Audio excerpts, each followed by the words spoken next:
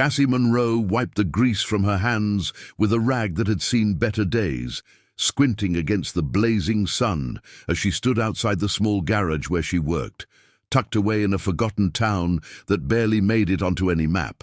At 32, she was a single mom raising her 8-year-old son, Dylan, doing everything in her power to make ends meet, fixing tractors, old pickups, and anything with an engine. Life hadn't been kind, but Cassie had grit, and she wore her work boots like armor against the world.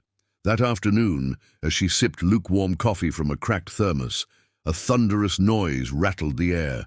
Looking up, she saw a sleek private jet descending rapidly, far too low, smoke trailing from one of its engines. The jet barely made it to the small airstrip just outside town, crashing onto the gravel with a screech and a puff of dust. Cassie didn't hesitate. Grabbing her toolbox, she raced toward the site in her rusty Ford, heart pounding. Emergency services were slow around here, and she knew time was everything. When she arrived, a small group of men in suits surrounded the plane, shouting into phones. One of them, clearly the owner, stood apart, tall, sharply dressed, his face pale with tension. "Is everyone okay?" Cassie asked, but no one acknowledged her until she ducked under the fuselage and examined the damaged engine, hands already moving with the instinct of someone who'd been fixing things her whole life. "You can't be here," a man barked, but the billionaire, Damien Cross, she would later learn, held up a hand. Let her work. For the next few hours, Cassie worked tirelessly, her hands flying across panels and wires, identifying a faulty fuel valve and a loose turbine bolt that had almost caused a catastrophic explosion. When she finished, she stood up, face smudged with oil, hair tied back with a frayed bandana, and told them plainly, "This plane shouldn't be flown until the entire fuel system is rechecked. You got lucky."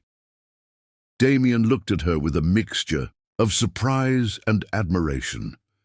"You're not with the airport maintenance team?" he asked. "No," she replied. "I run a garage down the road, just doing what I know." Something shifted in his expression, and to everyone's shock, he offered her a temporary position on his technical team to oversee the repairs at a nearby facility. "Come with us. You clearly know what you're doing, and I could use someone who tells it straight." Cassie hesitated. Dylan had school, and she had no one to leave him with. But Damien arranged accommodations, schooling, and even paid up front. For the first time in years, Cassie felt hope. Over the following weeks, she became the unlikely center of Damien's elite engineering team. She worked with grace and authority, solving issues they missed, and soon whispers started. Who was this small-town mechanic schooling aerospace engineers?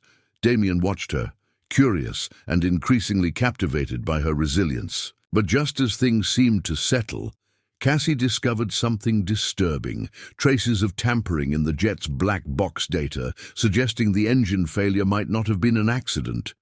When she brought it to Damien's attention, he looked grim. "I thought it was sabotage. I just didn't know who I could trust," he said. Together, they uncovered a plot by one of his top executives trying to eliminate him to take control of his aerospace company. Cassie's findings saved Damien's life and exposed a scandal that shook the business world. In the aftermath, Damien publicly credited her for uncovering the truth, making headlines. "Single mom mechanic exposes billion-dollar sabotage." Overnight, Cassie became a sensation. Job offers poured in from across the country, but she stayed with Damien's team, not for the attention, but for the work. And maybe something else, too.